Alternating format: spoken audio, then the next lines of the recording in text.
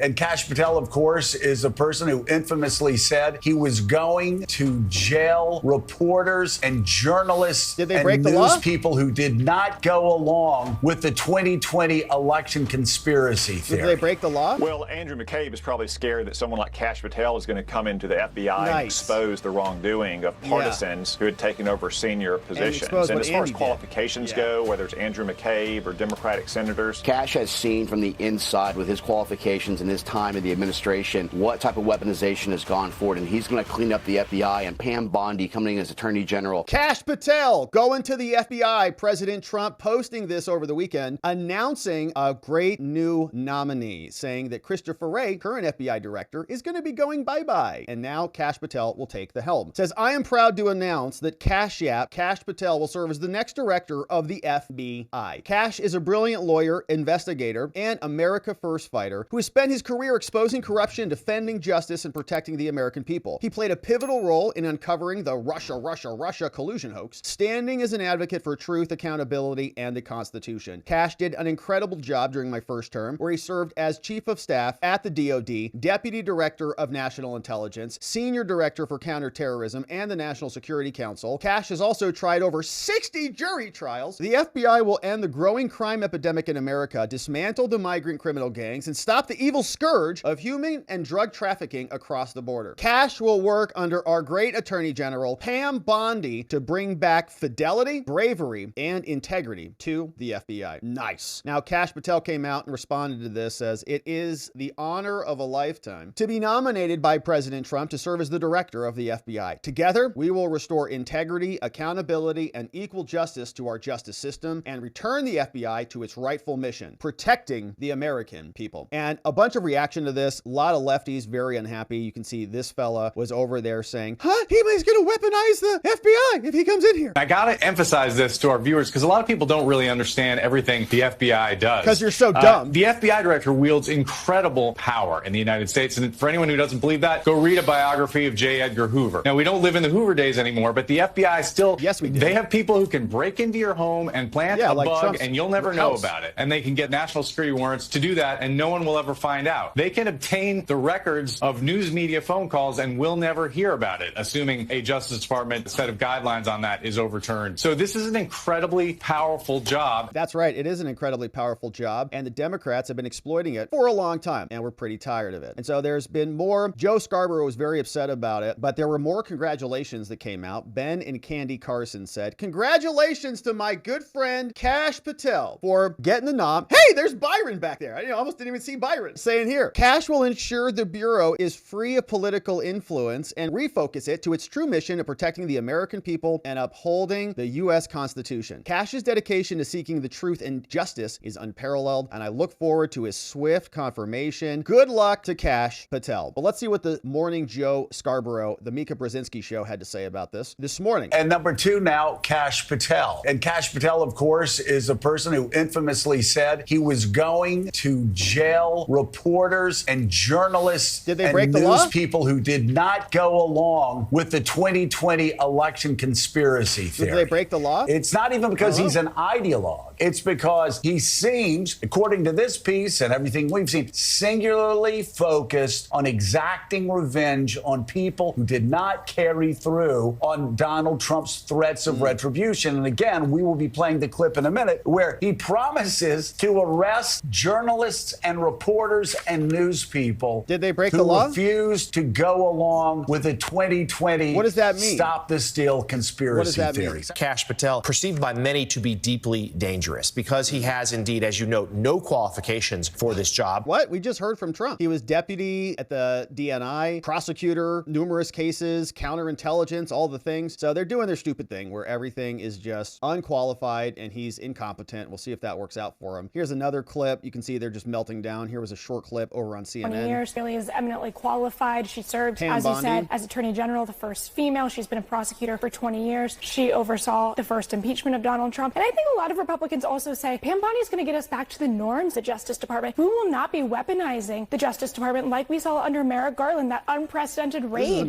of Mar-a-Lago against Donald Trump, unprecedented prosecution against a former president and a leading candidate for the Republican nomination. People are ready to get past that. And like Donald Trump said, he said 6 success is going to be his retribution. There you go. All right, so that was a nice clip in favor of the new appointees. People who are concerned about the new appointee are like Jamie Raskin. So this guy was out and about. You can see the Post Millennial got this one for us. Tells us that Raskin says, I haven't seen any proof at all that the FBI is corrupt. Okay, have you been alive for the last several years? Because we've seen it. Do you think there are any issues inside the FBI around politicization, as many who voted for Donald Trump seem to say? Well, undoubtedly, if you look at it historically, for example, during the COINTELPRO period, the FBI really was weaponized against Dr. King and the civil rights movement. But and, not now the against peace MAGA movement. at all. There was, decades of the FBI being basically used as a political instrument. There's an interesting book about that, about J. Edgar Hoover by Beverly Gage, and people can look at. But I haven't seen what the proof is that the FBI has been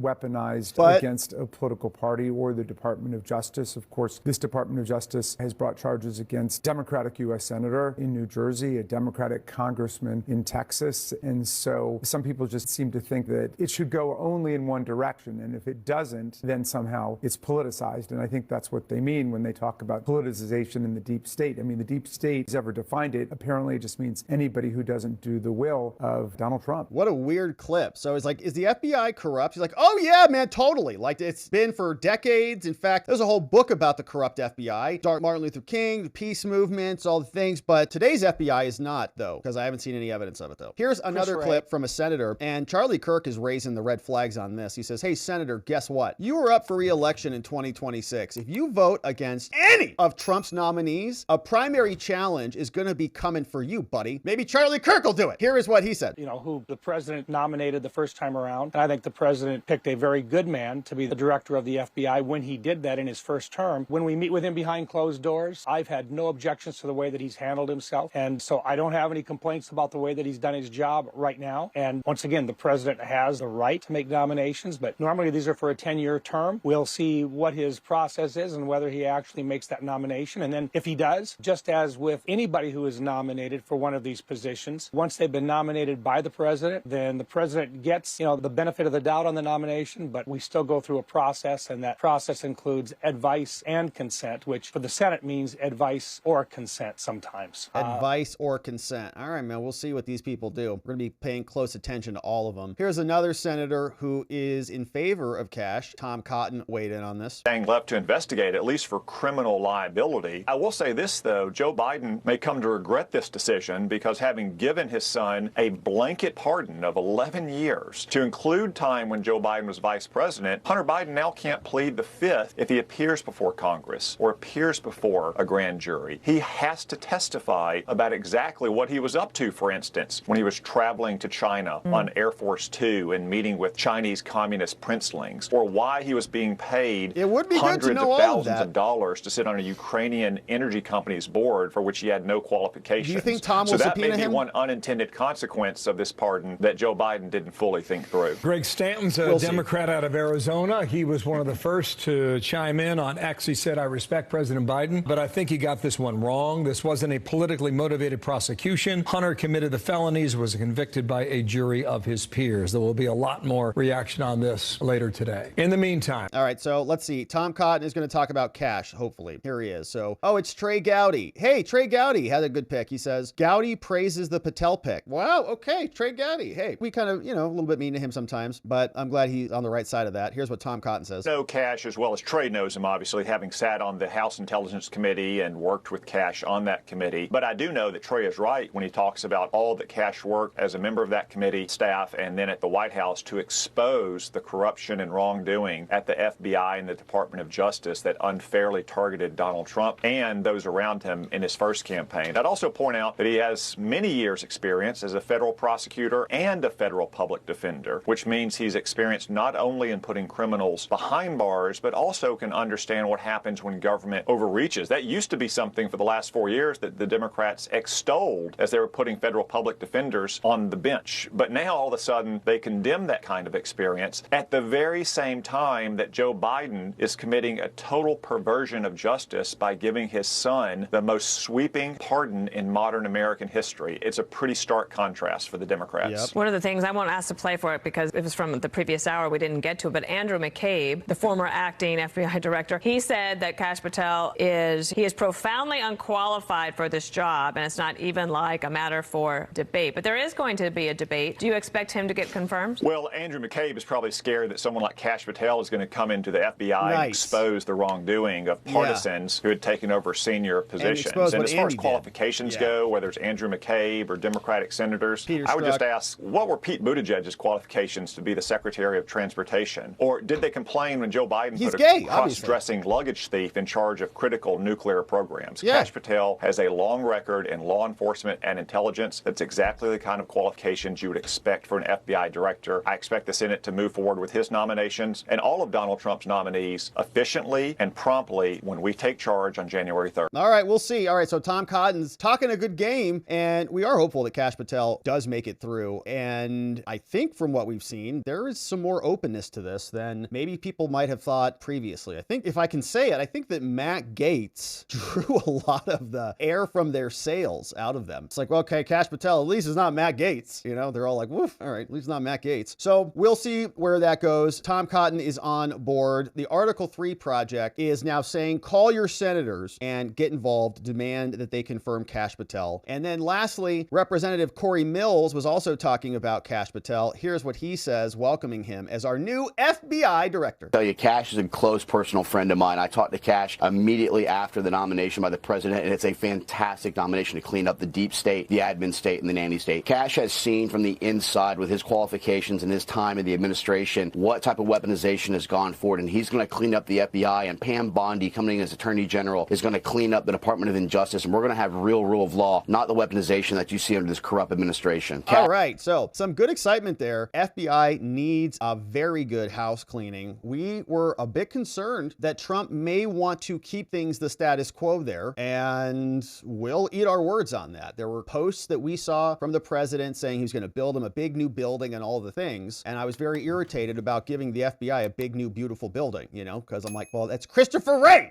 But if Cash is going to be in charge for the next 10 years and he's going to clean house, maybe they do need a new building. You know what I mean? All right, so we'll be here to continue to follow it, my friends. Thank you for subscribing, and we'll see you back here once this confirmation moves forward and all the time in between.